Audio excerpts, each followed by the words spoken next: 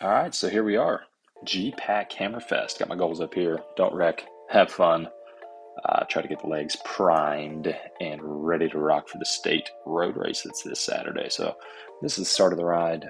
We drop down Monterey, and that's essentially where the ride really begins. And so I'm just kind of chilling out near the back, waiting to see who's going to make the first move here. Saying hi to everyone, trying not to hit big potholes. But a big part of this ride is about when you use your power. So it's not a flat course. We got a hillier course here. If you are using your watts when you shouldn't, if you are going redlined into some of the bigger features on the course, so kind of the big ones are you've got Reed Hooker, the hill that goes up to Reed Hooker, which we're going to see here in a bit. Usually everyone's fresh right now, so putting in a giant effort isn't really going to help. A big note on today is the wind was coming from right to left on this section, so right now we're heading out east, and wind was coming from the right. So in theory, I should be staying on the left side of the road. Anyone you're seeing right now that's on the right side of the road is going to be pushing just that little bit extra because they are going to be a little more in the wind. So on this, usually what I like to do is make sure I'm sitting a little bit towards the middle, 10, 12 wheels. There's a good chance that nothing's going to get away right now just because everyone's fresh. And similar thing when you're in a race, there's no reason to have yourself, second wheel in a race this early, unless there's, some massive climb or something. But there's no reason to be too far forward here just because everyone's fresh, everyone's willing to chase stuff down typically at this point in the ride.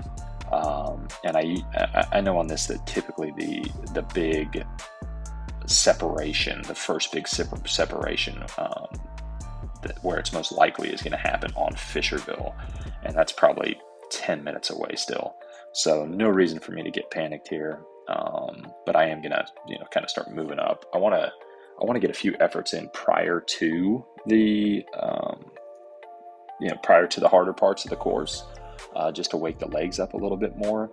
So here I am just rolling up the left side here, and David Axe is on the front, and I'm just kind of rolling through. And this is that Reed Hooker hill. For folks not in Memphis, hills in Memphis are like 90 seconds long tops. So this one here is probably 4% grade maybe, but a pretty short effort. And then my boy Pete Sully coming through right now. So I'm on Mark Bensdorf cycling team. Sully, so he's one of our competitors, you would say, if you're thinking about this race tactically. 901 Racing, they had a big group of folks there. I think our team had 6 people there maybe. Who else was there? Los Locos had 3 or 4. There were some folks that race with different teams or ride solo. So this section here got kind of boring. David Axe and I were kind of exchanging pulls, heading towards Collierville, Arlington. I don't necessarily recommend you go draped like this unless you're super comfortable doing so and you're on a road that is smooth. Probably something I shouldn't do at the front of the group, but I'm very comfortable riding that way. So not much to really talk about here. This is kind of a rolling section. Once it gets towards the summertime and the course goes to 2 loops, this actually is part of loop 2, and it can actually be pretty challenging because it comes later in the ride. There are some rollers here. So we got Will Tucker, Luke Hooper on the front here. Luke's going to give us a flex, I think. I don't know. Maybe there's a celebration. I don't know. Not quite sure. Look at us cyclists stopping for traffic. There we go. This section here, I was actually talking to someone during the ride. I was talking to Luke and saying that this little section after that stop sign, for some reason, if the pace has been hard, you have that like brief little stop, and sometimes that can feel worse on the legs, and you go into this short little punchy hill, which I decided to go ahead and hit a little bit just to stress some folks a little bit. But it can be a challenge. And now we slow it down because there goes Boomer. So Boomer, like I said, he's on outdoors. and they have 3 folks. But he gets a decent little gap here. Again, wind is coming from right to left, so I'm staying on the left side. Anytime you're putting in an effort, if there is wind, you want to be thinking about, okay, if someone comes around me, which side of the road should I be on here? So initially I was on the right side of the road. And then as I started easing off, I moved over to the left side of the road. I wanted to close down the option of going on my downwind side. And instead, if anyone was going to come around me, they were going to come around me on the right side, which meant right now I'm sheltered from the wind. So I'm in a good spot right here. You can see Newberry asking to get over. So he's my teammate, but he's asking to get over. And that's someone I'm super happy letting come over because, he and I are similar size. I'm going to get a good draft off of him. Now, one thing I'm thinking about here is we got Boomer off the front. I'm tucked in. You can see I'm kind of staggered here, but I'm tucked in behind Philip, who's also about my size. So another good draft. But I know the risk of a counterattack is pretty high since that gap to Boomer has kind of stayed there for a while. So I'm wanting to kind of put myself in a position where I'm ready to go. And sure enough, there goes Mason Schofield. Mason is not my size. We are not similar size people. So what am I doing here? I'm kind of weighing what's going on with whether or not I want to put a big dig in. So Newberry in front of me, strong rider. Philip in front of me, also a strong rider. I'm looking at the size of the gaps here, and right now you can kind of see way up there at the front. I mean, they're starting to get some pretty big separation. But Newberry, he's got a big engine, so I'm like, okay, I don't need to stress out too much here. And when you come under this bridge here, that's Highway 385, and we got this straight section, which is kind of net uphill. And it leads straight to what I would call one of the harder hills on the course. So I'm thinking to myself here, I end up attacking. But my thought here is they're not coming back, and I'm not seeing people chasing hard to bring it back. So my options would have been to go on the front and just try to pull it back gradually, or to try to bridge across to this thing. So in my mind, I wanted to make someone else burn matches if they were going to come with me. And I also wanted to get to them with enough time to recover prior to hitting the hill.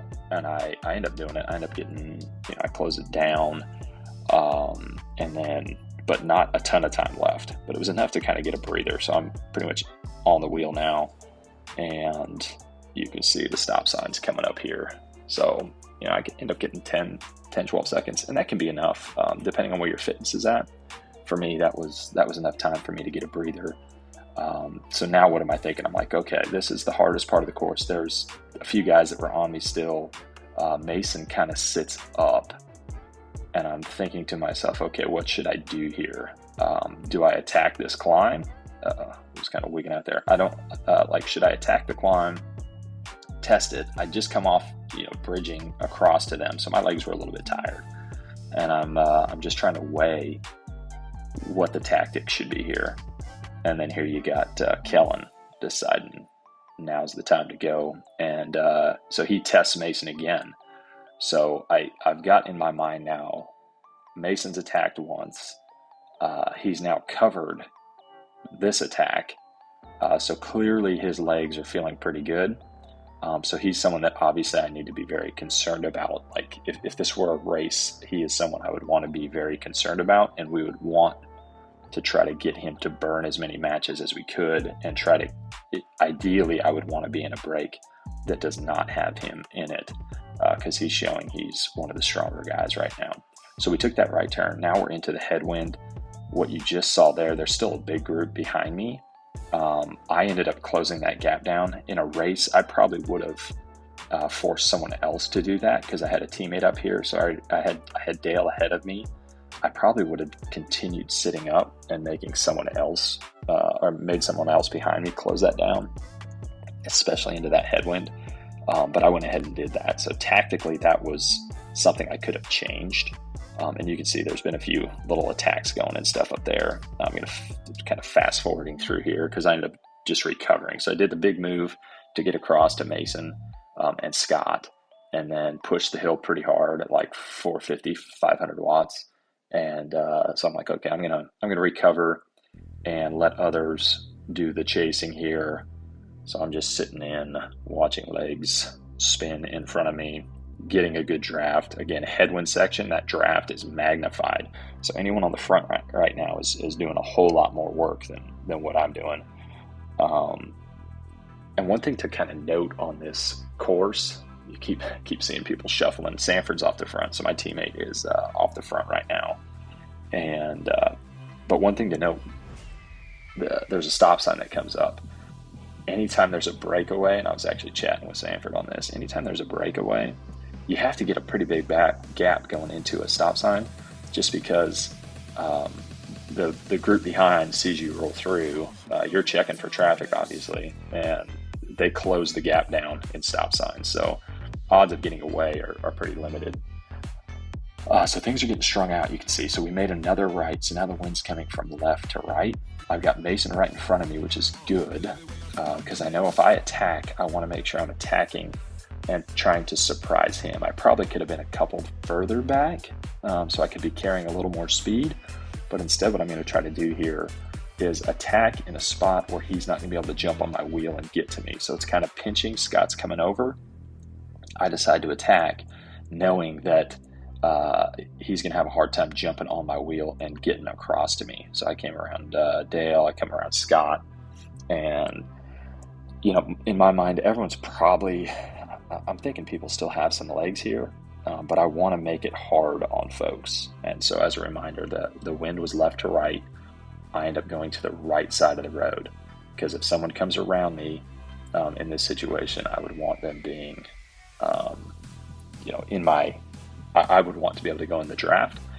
Now, instead, what I end up doing here is a breakaway formed. So we had a group of people form, and I'm like, okay, if we're going to work together, now you actually want to make sure you're giving them shelter. So two different things there. You see Scott give me the flick, so I come on through again to try to grow this gap. But kind of two different things to think about. If you're thinking someone's going to counterattack, you want to be on the downwind side. If you're in a group that you want to work with, you want to make sure you're rotating into the wind. And we get into a decent little rotation. We got Rollins, we got Mason, myself, I forget who else was in there. But we kind of end up rotating. We've got a gap, but it's not a crazy big one. And so in my mind, I'm telling myself, okay, Mason's in here. He's one of the guys I'm concerned about. Rollins is riding super strong. How does it make sense to play this?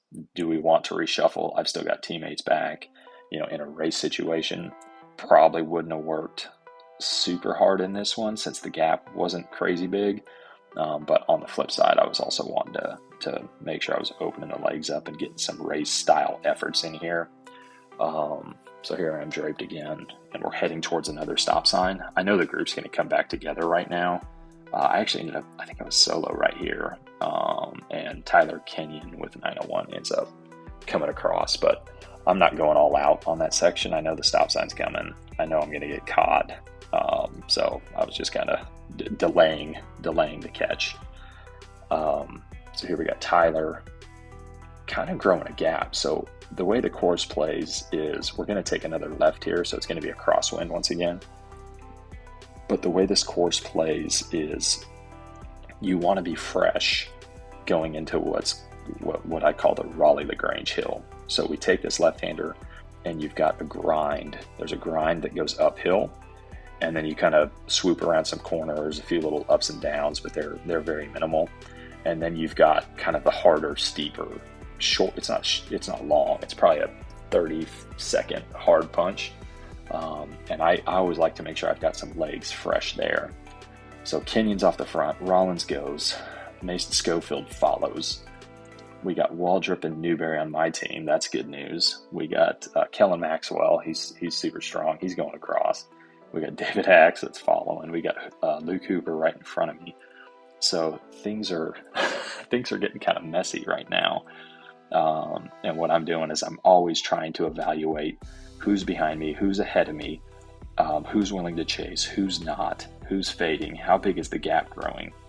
So on this, the gap, I was patient there. I could have jumped and gone across, But instead I stayed patient. I saw that Chuck Bolton was coming up, and instead of burning a match to get up to this second group, I stayed on the sheltered side. I let them come past me. I didn't burn a match to do so. And in my mind, I was like, okay, I just want to make sure I've got legs for this Raleigh-LaGrange climb or hill, because that's usually when the bigger separation happens. Now right here, this was not smart of me. I should not be letting that gap open, and I also shouldn't have been on the left side.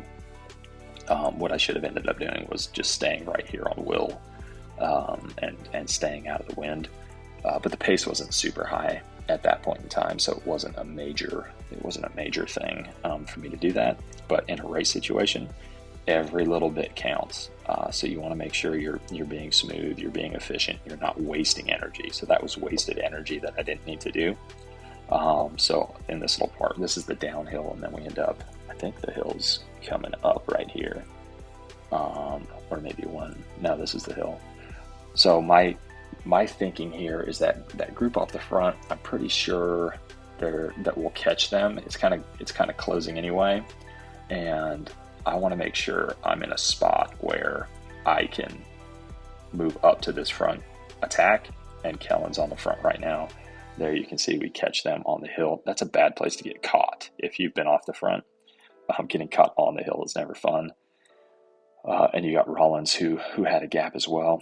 So I'm I'm essentially in a good spot right here. There's myself, or you got Kellen on the front. You got Mason. Again, Mason's the one, or one of the guys I'm concerned about. I'm sitting on him, and it punches up a little bit at this spot. I thought about going again and testing Mason, but he was looking pretty smooth still. I mean, if you watch him, he's not bouncing all over the place. He's busy peeking around, so you can tell he's kind of waiting for something to happen. So if that's the case, that kind of tells you that he's feeling okay. But in this move, we had myself, Newberry, Kellen. So three of us. You had Mason, who was solo, and then David Axe was also there for 901. So a very good move, from a team standpoint. And we do have a gap on this. So Newberry comes around, and his goal here, I was chatting with him after, he's like, I just wanted to make sure that you and Kellen didn't have to burn any matches, and that we continued to try to grow this gap. So I'm here on the back kind of peeking around, seeing what's happening behind us, and they are chasing. It's strung out. They're chasing pretty hard. So tactically here, I wanted to attack and try to carry speed around Mason, and I wanted to do it on a section of the course that was a little bit tougher. I didn't want to do it on a downhill. So I waited longer than what I should have. Mason had the opportunity to have a pretty decent recovery. So I knew that this probably wasn't going to be successful, but I wanted to make sure we kept kind of punching and counter punching Mason. So he had to keep covering moves. Anytime you see me swing over like that, that's me easing up and trying to make someone else come through. So Mason was on my wheel. He comes through, but he's not pulling hard, and so it's like, okay, we need to send someone else. Like this, if you're gonna attack and counterattack, you need to not allow the person or people that you are attacking and counterattacking. You need to not allow them time to recover. So we got Kellen up here. He's looking around. We're heading towards the stop sign, and he gives me the I'm dead motion. So about this point, the group came back together. We had kind of eased off. The pace hadn't been very high. Now I wanted to highlight this thing here. So Kellen, you can see he gave that little tester attack right after saying he was done, and Mason was on top of it right away. I actually spoke with Mason afterwards, and he said, his goal was to make sure that he was always kind of peeking back, and anytime he saw an attack, he wanted to be accelerating when they did. So as soon as they got even with him, he could jump on the wheel, as opposed to having to close the gap down. But Newberry goes over the front again, trying to get him trying to get Mason to burn a match. Waldrop, this is the group that closes down. So Stephen Waldrop's the guy on our team that just went past. As he got next to me, I was like, go, attack, like burn whatever matches you've got left. and force Mason to have to, force the others. Mason was showing he was the one that was going to chase everything. So it was like, let's see if he can burn a few more matches here. This is the final stretch. So we're back on Monterey, and now you got like this little uphill kind of mini stair step. And then after that, you've got essentially the sprint hill, the finishing sprint hill.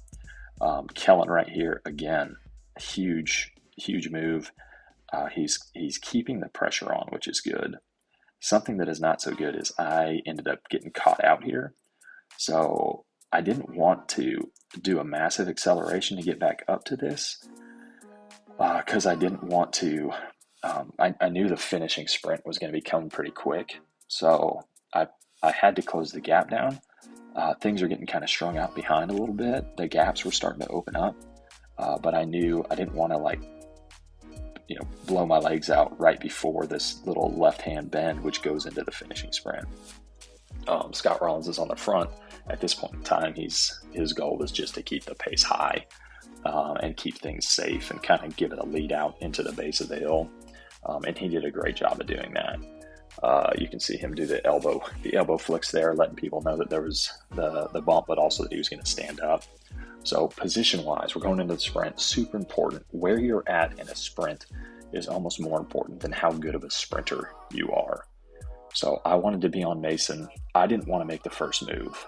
It's a pretty long sprint. Like the whole hill is about 50 seconds long. Kenyon kind of comes and forces Mason to jump. And so now I'm really liking the spot that I'm in here. I'm on a wheel. I think we had like soft headwind right here, so even better to not be in the draft. And as soon as it kind of flattened out a hair, you're still going uphill. And I could feel, Mason had been out of the saddle for a little while. I decided to test and see if I could come around, and ended up being able to do so, which is always good, but it was also very hard. So Mason was riding great. 901 was riding awesome. The team rode great. It was just a super fun all-around ride. So thank you all for watching. I hope to see you folks out there. Don't be intimidated to come out. It's a fun ride, and you learn something from every single time you go and do a more race-style effort like this. So don't be afraid to do it. All right, that's all I got on this one. Peace.